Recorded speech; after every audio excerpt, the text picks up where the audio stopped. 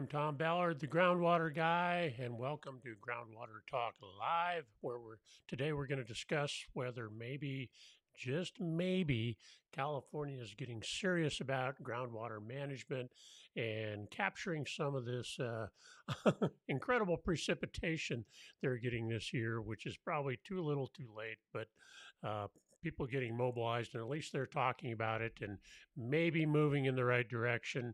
I'm always kind of skeptical because the usual array of special interests line up against anything that has to do with environment and heaven forbid that we should recharge the groundwater and worrying about river flows and things like that. But that's what we're going to talk about today. I've got a series of articles from the Los Angeles Times that I think kind of reflects what's going on, and so I'm just going to highlight some of that stuff there, and that's what we're going to talk about today. But before we get going here, let me just say that I appreciate all the likes, comments, and shares I get both on LinkedIn and on the YouTube channel. It really helps get the word out there.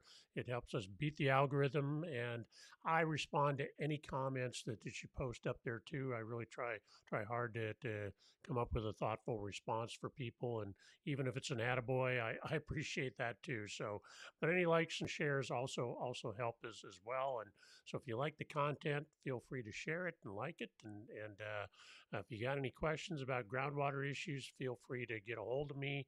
And I will have my email here at the end so you can get a hold of me. All right. So what we're going to do today is we're going to look at three articles I have from the Los Angeles Times. It's really going to kind of cover the situation, and maybe perhaps California is moving forward. I have a dose of skepticism because a lot of times what will happen is we'll see some of these things going on and then they fizzle out and nothing ever gets done until the next crisis. So modern politics and regulatory situations seem to lurch from crisis to crisis, and we never seem to come up with any long-term solutions. So I'm hopeful that maybe things are turning around, but until I see things actually happening, I am skeptical. But we'll cover some things here and see what you think.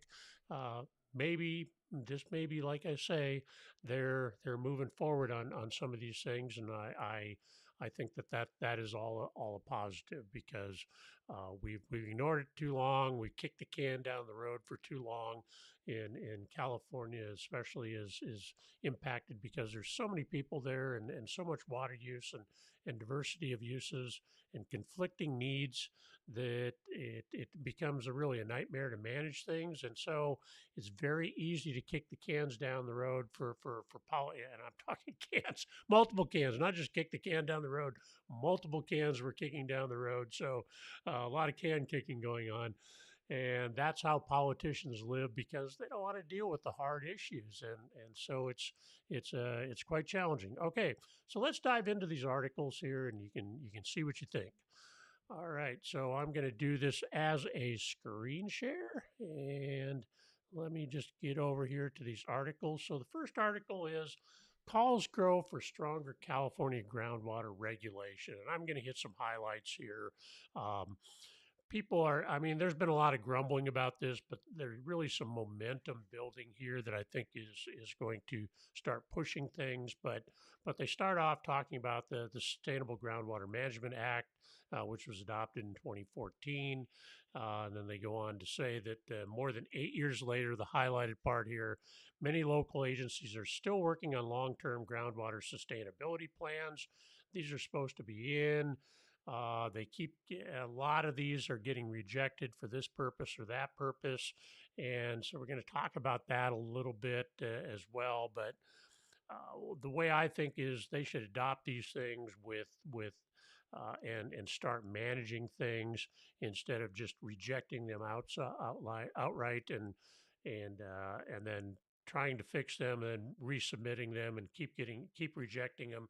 There are some provisions in the law that allow for some partial adoption, and they seem to ignore that a little bit. And we'll talk about that a little bit too here in this article. But they don't seem to want to do that. So I think what they should do is take what they got, adopt it, and fix any problems. Have a time frame for fixing the problems, but get things adopted and in place, because this is important. Without the management of these critically overdrafted basins, we got groundwater shortages and issues, and things aren't being managed properly. And I'm not a big one on overregulation, but because of the depletion of the groundwater resources, some of these things really need to be managed more sustainably. So I will fess up to that, and think that that's something that we need to do. And Sigma is supposed to be the structure to do that. These groundwater sustainability plans are supposed to be the structure to do that. And until they get implemented, we're not going to see where we need to shore these things up. I'm sure there's going to be some more stopgap regulation that's going to be needed to fix things. But until these things get in place and we start managing things, we can't even see where the gaps are. So quit holding things up, adopt these things, and if there's deficiencies, then we can work on those later, come up with a timeline to get them done, but adopt the majority of it and get things moving forward. A lot of environmental issues are holding these things up, and they you know, these environmental groups, they seem to just be people that interfere in things for the sake of interfering in things, and they got all their lofty goals, but they don't know the meaning of the word compromise. And a lot of times, dealing with groundwater is a matter of coming up with the best solution for a lot of diverse interests, and we get these intractable groups that are in there that are holding everything up for the sake of an interest that they're not willing to compromise on. And unfortunately, they get listened to far too often and not forced to compromise. And I think that we got to compromise, because there's just a variety of competing uses out there that we need to come up with some compromise on. And so that's a big part of it. So what we're seeing here is more wells running dry. With the drought now, obviously with all the rainfall, that's certainly going to help. But the problem is, it's going to take more than these atmospheric rivers dumping tons of rain that's all running off to the ocean, and none of it is being used to recharge groundwater. There's some that's soaking in, obviously, but you would have to have normal rainfall patterns, whatever those are, for a long time to make up for the drought we've had. And so as much precipitation as California had, is how heavy duty the snowpack is out there. Um, if we go back into drought conditions this summer, you're not even barely going to notice it in terms of water levels out there in the long run. So that's part of it. So excuse me just a minute. All right, so had to do that. Had to sneeze. So, so this is kind of what we're looking at. So more people pushing. Uh, the governor came up with some temporary executive actions to basically curtail well development or well construction, and some provisos that you needed to look at well interference, you need to look at subsidence, and some of those types of things. Now, some legislators are looking at making some of these things permanent, and so that's going to be kind of the focus of some of this. But we're going to go back to the groundwater, the Sustainable Groundwater Management Act, also known as SIGMA, and the groundwater sustainability plans and the groundwater sustainability agencies. So we have GSPs and we have GSAs. So those were established, the GSAs were established under the 2014 law. And what happens is, the most recent executive order from the governor has required people beyond domestic well types, for any agricultural and municipal type wells, to go to the Groundwater Sustainability Agency and get permission for the permits for those wells. This is the executive order. Obviously, is a temporary thing. This assembly member Steve Bennett wants to make this more permanent, so that all ag and municipal permits would then be required to have the appropriate groundwater sustainability agency, weigh in on those permits.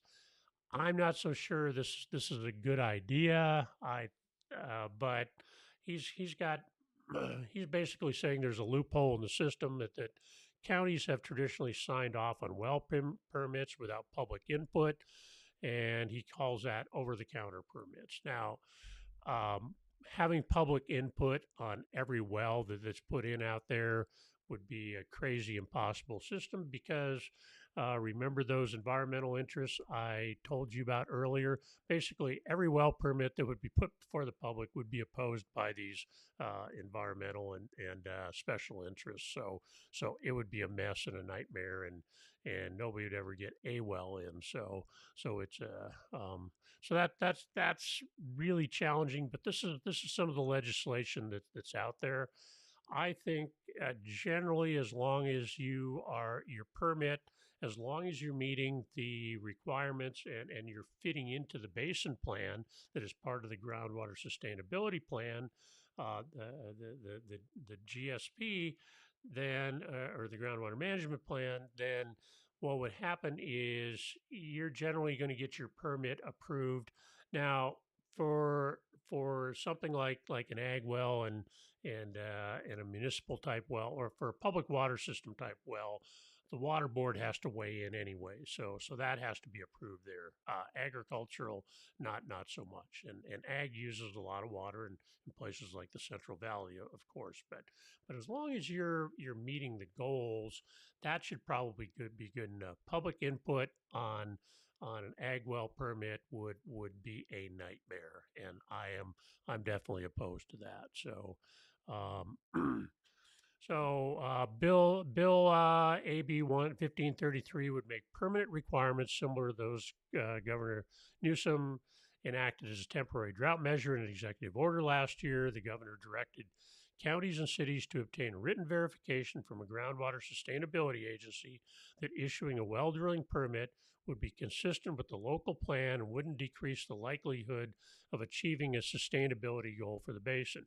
Now, this is different from getting public input on every water well permit out there. And once again, domestic wells would be exempted from this for now. I think maybe in the long term we may end up looking at those too, especially if drought conditions continue. But for now we're dealing with mainly with ag wells here and some municipal wells. So that's a little bit different wording there, other than public input on well permits, and maybe this is written up wrong in the LA Times, so maybe that's not what it's saying at all. But I don't think seeking public input on a well permit is a good idea at all. So having a permit, having wells that are consistent with the groundwater sustainability plan would be achievable, I think, and that's really what you need to determine. Ultimately, the groundwater sustainability plan is a plan for recovery of the groundwater basin. So you're going to manage the water coming out versus the water going in, and you're going to balance that out over time so that we're basically recharging the groundwater at a little bit quicker rate than is what is going back in there. At least making sure that we are not depleting it more rapidly than it's being recharged. So that's in a nutshell the goal. It gets more complicated than that, which is why these things get hung up. And like I say, there's a lot of competing interests, but in a nutshell, that's how you're trying to manage things. So you don't want to deplete the groundwater in the basin, and actually you want to have things set up where you're going to get some positive recharge going in that'll balance out drier years. Um, so under Bennett's legislation, those applying to put in small domestic permits would be exempt from the requirements.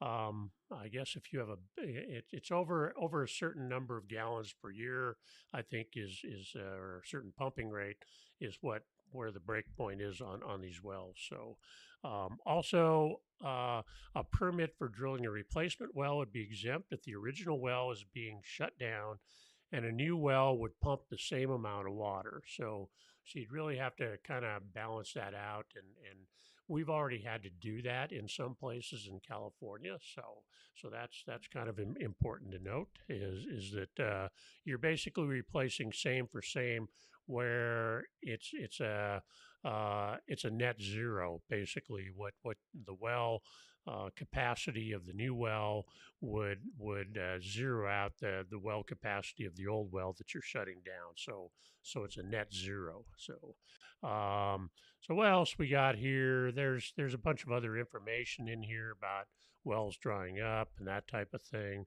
Um, but what so they're talking here about getting some input to the Department of Water Resources and input from environmental justice advocates who are always roadblocks in these things. They're a special interest, no compromise group usually. These groups, so they throw a monkey wrench in all these things. So they're worried about degradation of water, sinking ground, that low income communities are disproportionately affected, and things like that. And these are all important considerations, but in reality, they are addressed.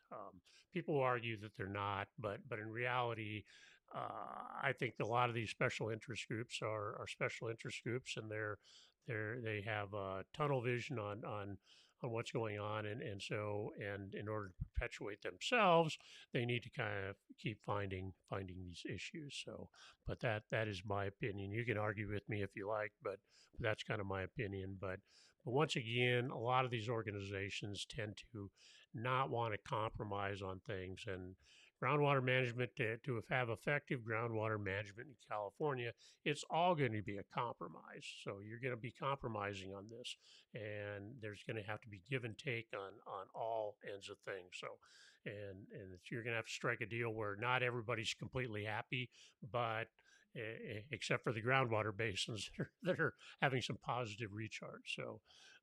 So anyway, they go on to say when plans fail to protect residents' drinking water, the activists said the department should deem them inadequate and refer them to state board to be designated as probationary basins. So under the law, the board has authority to declare a groundwater basin probationary and develop an interim plan for the area if a local agency fails to remedy an identified deficiency. Well, the identified deficiency are coming from a lot of these environmental groups, and they're squawking and keeping these things from being approved. And in the long run, by not compromising and by looking at these things and not allowing them to be approved because you're dealing with some special interest group that is holding things up. Now you're hurting the entire groundwater basin because water's still being pumped. It's not being managed to the extent it is. You're not looking at the basin as a whole because the groundwater sustainability plan is held up due to these what I would call relatively minor interests. People would argue that they're not, and I understand that, but I would say instead of making things probationary, because that bounces it back to the state, so they're basically uh, they got these a lot of these environmental justice groups. They have a lot of disproportionate influence with the state, so they think by bouncing this back to the state, they're going to have a lot more influence and say in how these things are done, and the state is going to come up with a plan rather than groundwater sustainability agency. And so that's kind of the game they're playing. I think it's a wrong game because it's hurting everybody all around, including their own interests. Is what will happen. So, but like I say, a lot of these groups take these self-induced crises a lot of times, and it ends up being self-perpetuating for their organizations. So that's my cynical view on that. So, um, and anyway, one thing that he did say was despite the recent heavy rains, the stormwater runoff isn't nearly enough to recoup losses in aquifers that have been declining for decades. This is true. And as much rain as California has got, if it slips right back into drought conditions this summer, it's not even going to be a blip on the radar when it comes to aquifer storage. So this is important. This is true, and so that's really something that we definitely want to look at and understand. So there needs to be a long term plan, and that's the direction we need to move. Get these groundwater sustainability plans in place, and then correct any deficiencies as you go along. There's going to be deficiencies. There's going to be model failures. We're trying to model these things up. A model is an inexact a representation of the existing conditions that are under the ground. So you're going to have to tweak these models. It's going to take years and years. And we're get things, conservation measures and management measures in place, and then tweak the models as you go along and tweak your goals. And there's provisions in there to do that. They just need to get these things in place and get it going. So there may be some momentum for doing that. And we'll look at that here in some subsequent articles. Um, and this is basically what um, Paul Gosselin, Deputy Director of the Department of Water Resources Sustainable Groundwater Management Office. What he's saying here is the board would have discretion how to address inadequate plans.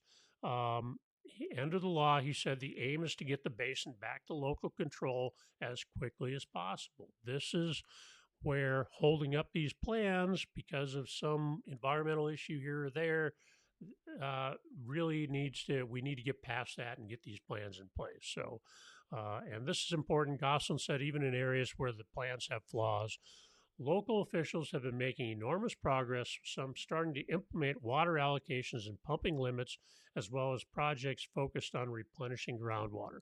Very, very important because this should be our goal. If there's any flaws, those can be corrected as we go along. But the point is to get these things in place, get working on them, and fix things as we go along. You're going to have to fix things anyway. So that's what we need to do. And he points out it's challenging work. It is because uh, the groundwater is a complex subject. No matter how intricate your models for modeling up groundwater, it's never going to be exact. Um, so here's one other thing. They're talking about incentivizing people to quit pumping, and to address overpumping in some areas. The Department of Water Resources recently started a program called LandFlex, which will provide 25 million in grants to local groundwater agencies for farmers who agree to limit water use. The program focuses on reducing pumping where nearby drinking water wells otherwise could be affected. 25 million is kind of a drop in the bucket when you're talking about agricultural operations throughout the Central Valley. That's really a drop in the bucket. So that may not be big enough to influence people to start fallowing acreage. It's just not going to work. Um, so they go on to talk about fallowing acreages and providing farm incentives to farmers, but keep in mind Central Valley produces a lot of the vegetable crops for the entire U.S. And so it can have some disastrous consequences on our food supply.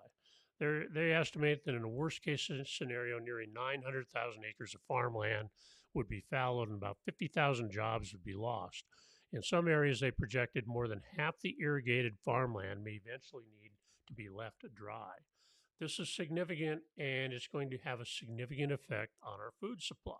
So we need to find some of these balances and not just saying, well, we'll just put the farmers out of business. We'll pay them to go out of business, and we'll quit farming here, and all will be well. When you're not producing any food, so I don't know where they're going to make that up from. Maybe we're going to ship in more cucumber or something like that to make up for it. But this is definitely an issue. You just can't start fallowing a million acres of land is really what it comes down to.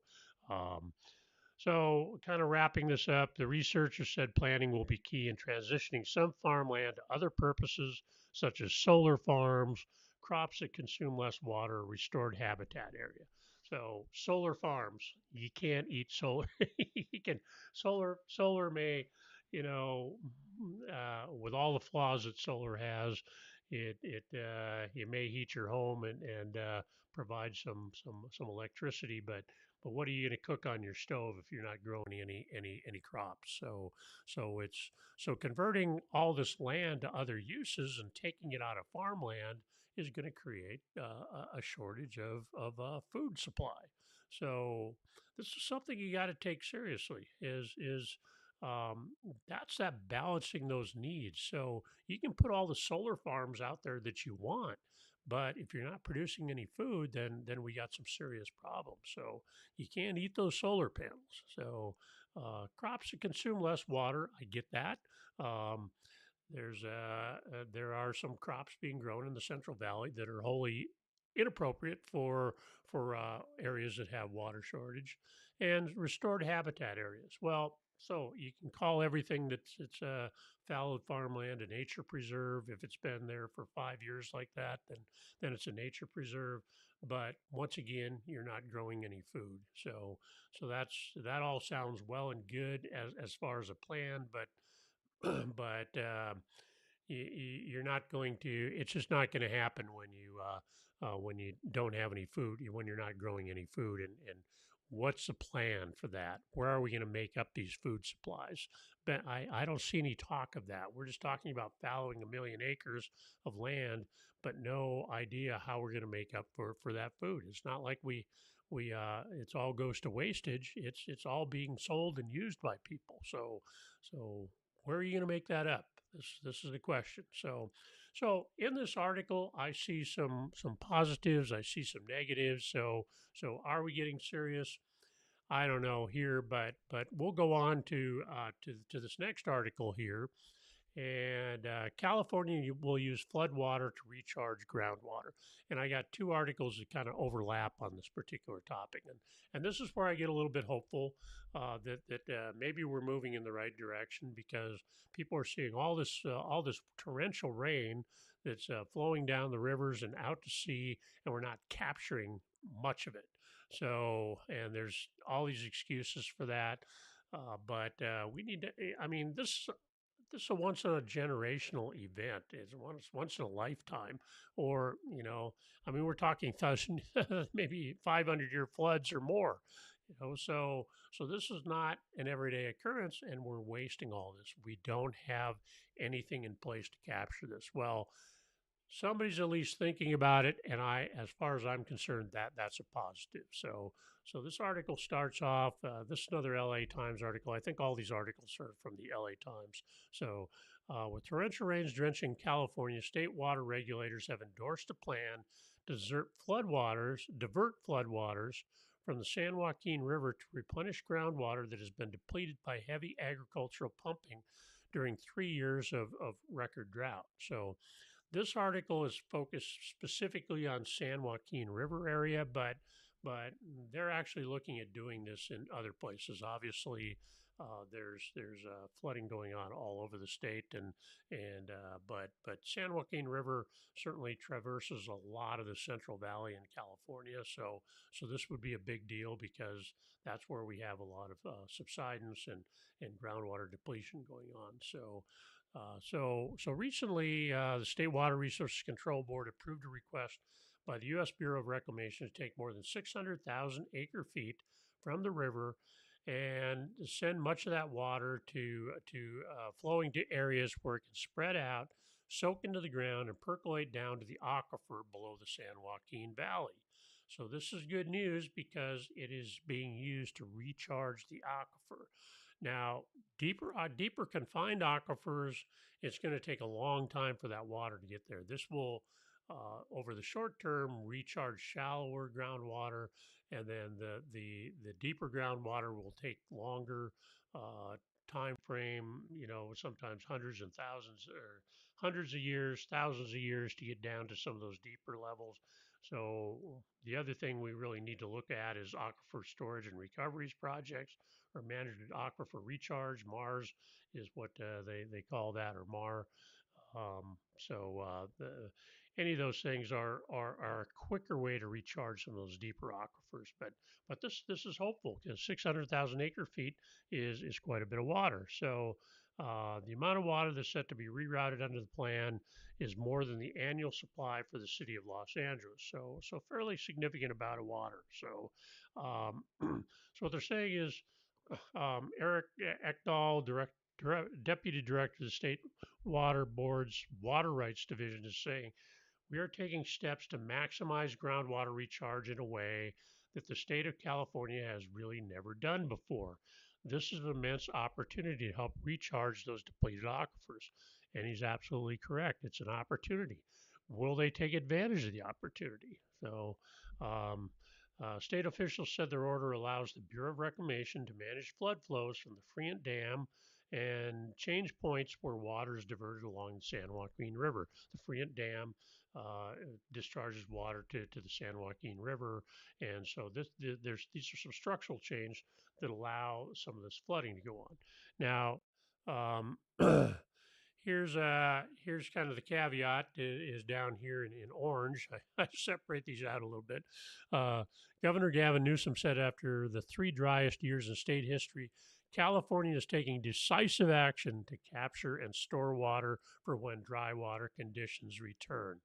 Well, that's a little bit of hyperbole because they're not taking decisive action. They're talking about it, and as we'll see in the next article, there is some stuff that's going on that's positive, but I would hardly call it decisive. Decisive would mean they'd already been doing this stuff and they're not. They're just barely getting going on it. And by the time we get anything meaningful in place, obviously all these 500-year floods that are going on will have long passed us. So we're missing out on a great opportunity because we didn't take decisive action when we could have. So this is political speak once again, but decisive action. There you go. I would argue against that, so Newsom has sought to prioritize capturing stormwater and recharging groundwater as central pieces of administration's strategy for adapting to more intense water extremes with climate change. They they may have sought to do this, but they really haven't done anything with it to date until now. So the time to do this would have been during the drought, so that we could have when we got when we went out of drought conditions and we got more normal rainfall or the excessive rainfall we're seeing now in California, that facilities would have already been in place in order to take advantage of that. That was not done because it was kicking the can down the road. So I'd argue against the decisive action. But since we can't go back in time, then all we can do is look at things moving forward. So on Friday, the governor's office announced that he had signed an executive order enabling the capture of water from the latest round of storms. So they're going to try to do that, but it is it going to be too little, too late? At least we may have some precedents in place for the next time we get normal rainfall. So maybe that's a positive here. I think the horse is already out of the corral on this one, and unless we get some more of these atmospheric rivers coming in and they do things immediately, that this is all going to be wasted again. So anyway, the state order allows the federal government to deliver floodwater for the Mendota Pool, a small reservoir in the San Joaquin River, to be used for replenishing groundwater. The water, which would otherwise have flowed down the San Joaquin River, will be available for irrigation districts and other agencies to divert for replenishing groundwater for more than 4 months. Under temporary contracts with the federal government, they will be able to send water through canals to areas with permeable soils that allow for groundwater recharge. Now, there are some existing groundwater recharge basins out there, and they will be able to take advantage of this. So, this is true. There will be extra water going into those. However, just areas with permeable soils allow for groundwater recharge. That's going to be difficult to do without properly managing it and getting it to soak in where it just doesn't run off, and so a little bit of wishful thinking there, but for recharge basins that are already out there, they can take advantage of this, and that is a good thing. So some floodwaters will also pour into wildlife refuges, and so that is okay because those have dried up a little bit. So the waterfowl may see some advantage from that, and that's taking care of some of those environmental issues. Um, so they said the order will allow for capturing high flows that would otherwise go unused. And this has been going on for years. But as I say, right now is they're doing this just right now, kind of at the end of these storms. I don't know how long these storms are going to go on. It may be too little, too late here, but at least it's setting some precedent for the future. So I have some hope for this. Now the the caveat here once again is some of these environmental groups. So the National Resources Defense Council and the Bay Institute object to this plan, of course. Uh, that's what they do. They object to these plans, and so they have some excuse, and that it's all about the fish, and once again they're not willing to compromise. They just object, object, object, and so we got to come up with some compromises, and so we're taking a step in the right direction. Is really what's going on, and but these guys are trying to monkey wrench things and just slow things down and make it so it doesn't happen. And this is not a good situation at all. So we really need to move these things forward and get past some of these objections by the environmental groups. So anyhow, we talk about different things here, but one thing is as part of the water supply plan last year, and that looks like this is actually August 20th, 22, California's water supply strategy, adapting to a hotter, drier future. This is basically what they're talking about here.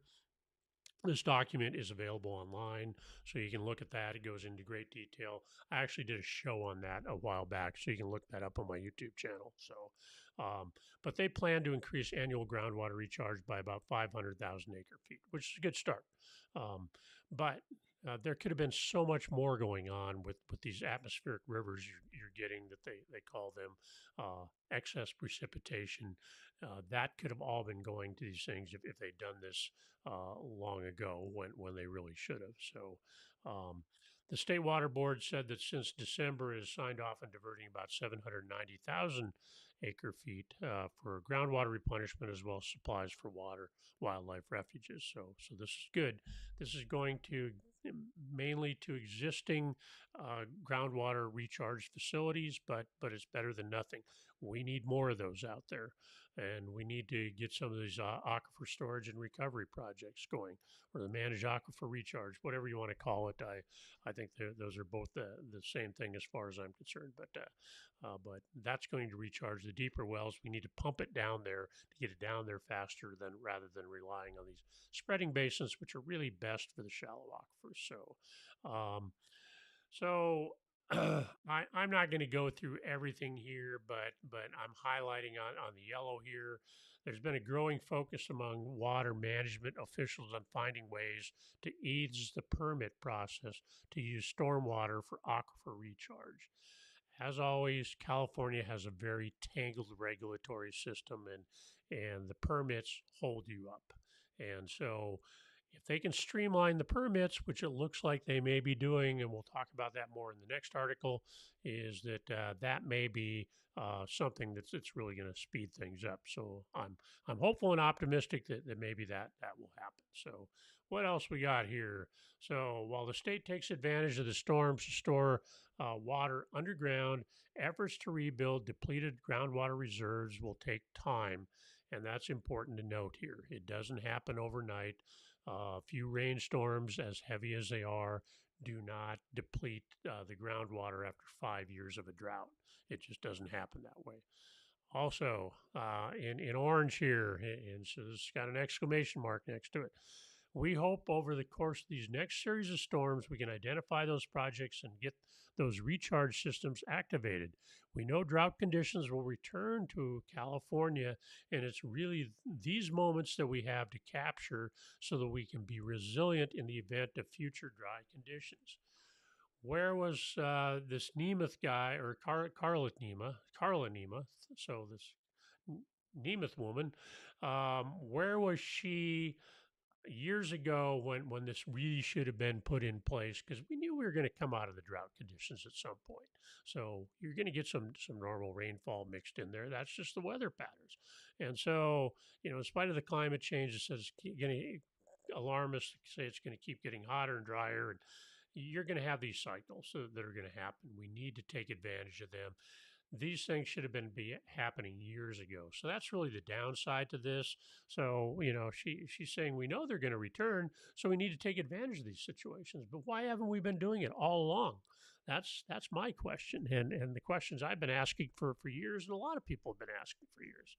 Okay, last article here is this. This is kind of the more positive one. We're moving from kind of negative to positive on these articles here, and I'm going to go through this one fairly quickly. So, Governor Gavin Newsom waives permits to put California floodwater underground. So he's waiving permits, and as I said just a minute ago, permits are some of the biggest holdups on things. The regulatory red tape you have to run through on any of these projects, it should be just be a slam dunk, is ridiculous. It takes years and years to get these things done, and they're just fiddling around, and it's part of the regulatory process that just makes things a nightmare. So by waiving permit on some of these things, and they're not going to waive permits on everything, but they're waiving enough permits where it could really speed things up, and it's a huge part of the process that takes a huge amount of time, is getting through the permitting process. So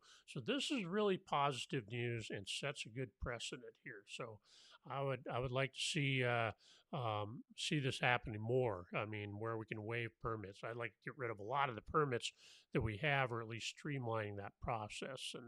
And the permit process are where a lot of these environmental groups get you, because there's language in there that they can hold things up for years. And so by streamlining these things or waiving them all together in certain circumstances, we can really move things a lot forward a lot more quickly. So state leaders hope to encourage local agencies and agricultural districts to capture water from newly engorged rivers and spread it onto fields, letting it seep into aquifers after decades of heavy agricultural pumping. Can we do this in time before these weather conditions go away? That's the question I have.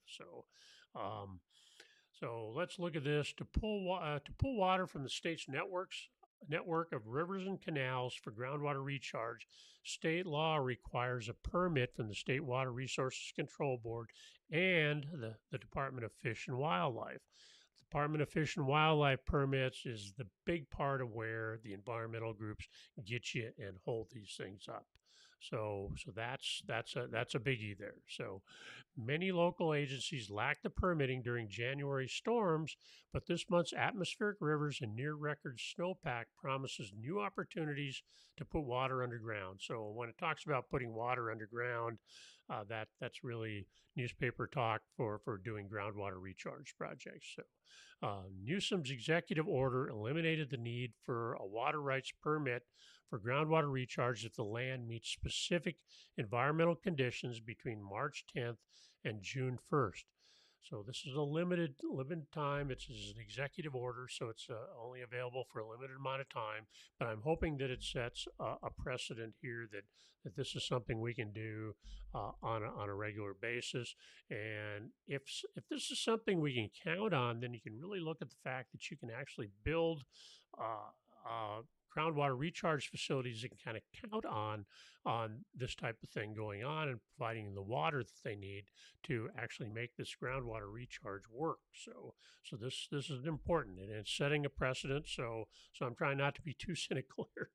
It also waives the need for a permit from the Department of Fish and Wildlife to alter a lake or a stream bed. These stream bed alteration permits are just nightmares to get, I can tell you, and they take a long time, and they really take a lot of things into account, and there's a lot of places where they can trip you up on these things. And so stream bed alteration permits from Fish and Game are really a nightmare, I can tell you from personal experience. Okay, so a local or regional flood control agency has to delineate an area for at risk of flooding. Certain land is ineligible, including farmland used for dairy production, fields where pesticide or fertilizer has been recently applied, areas that can cause damage to critical drinking water are flooded. So these are reasonable provisions here. So, ideally, it would be groundwater recharge basins that were specifically built for that purpose. But um, the ones that are out there are already being used, and there's not enough of them. So we're looking at some other areas. So it's going to be a little more challenging at this point. So, but but we're doing what we can, I guess, is really what it comes down to.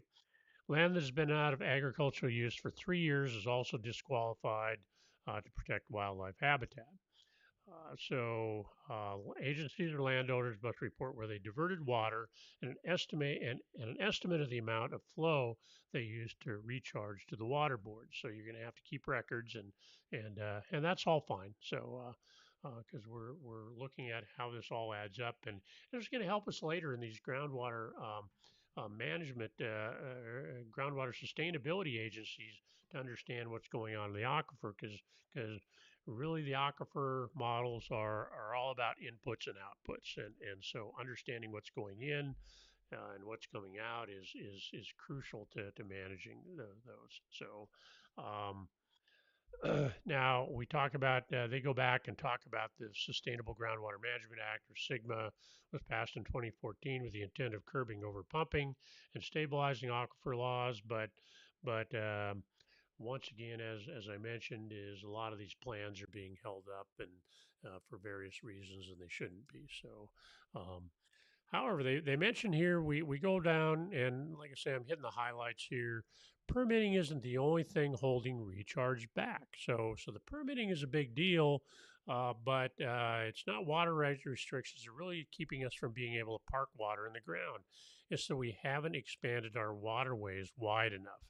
So this is kind of some weird newspaper language about expanding waterways wide enough. So it's really having the capacity in.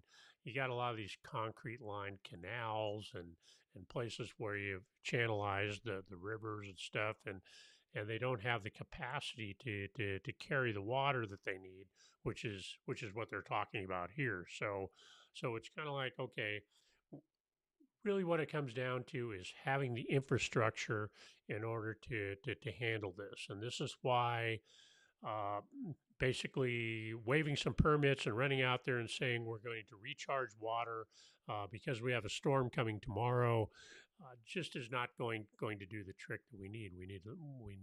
We should have been doing this 10, 20 years ago, but better late than never. So we'll take what we can get right now and build on it and go from there. So and kind of wrapping this up is back to Eric Ekdahl from State Water Resources Control Board. Our snowpack is unlike anything we've seen in living memory, and I really can't emphasize just how quickly things have changed on the ground. The opportunity to move quickly and creatively is here, and I think this is a fantastic way to do it. So quickly and creatively does not describe government. If there's two words that I was going to use to describe government, quickly and creatively would not be in my list of top 100. so, so it's this is kind of humorous. That probably should have been one of these orange highlights, but it's kind of a little bit of a clown world there at the end. Is it they're saying it, but the mere fact that it's a regulatory agency, they're just not going to move quickly and creatively. So, but the important thing is we are seeing some positives here. So better late than never. We'll take it. It should have been done a long time ago, but we're making some strides forward here now. It's probably not going to be quick. It's probably not going to be creative, but at least we'll move forward. And I think that's what's important. So maybe, just maybe, as I say, um, California might be moving forward in some of these areas, and so I'm happy to see that. I'm cautiously optimistic, and so we will see what actually happens. All right, that is the show, and I hope you enjoyed my discussion and semi political diatribe there. But I tend to call them as I see them, and so that's kind of how it is in this case. But I am encouraged that we are looking at moving forward, and so that's a good thing. So there you have it. I'm the groundwater guy, Tom Ballard, and you can reach me at tballard@groundwaterguy.com. If you want to be a guest on Groundwater Talk Live, and I'm interested in talking to people about water issues, this is the link to do that. Just go there and sign up. We stream every Thursday, 9 a.m. Pacific time, 11 a.m. Central time, and so I'd love to have you on as a guest if you got some good information on a groundwater topic. Um, as I mentioned, we stream live on the Groundwater Guy YouTube channel and also on LinkedIn and some other places too. But these are the major ones. All the old shows are on the Groundwater Guy channel on YouTube. You can go back and look at them. We got over 70 shows up there now, so there's something for everybody. I get a lot of feedback from people on if they find this program useful or that program useful, and so there's a variety of groundwater topics there. So feel free to check it out. Thanks for watching. Don't forget to subscribe to the Groundwater Guy YouTube channel. Hit the bell if you want to know when new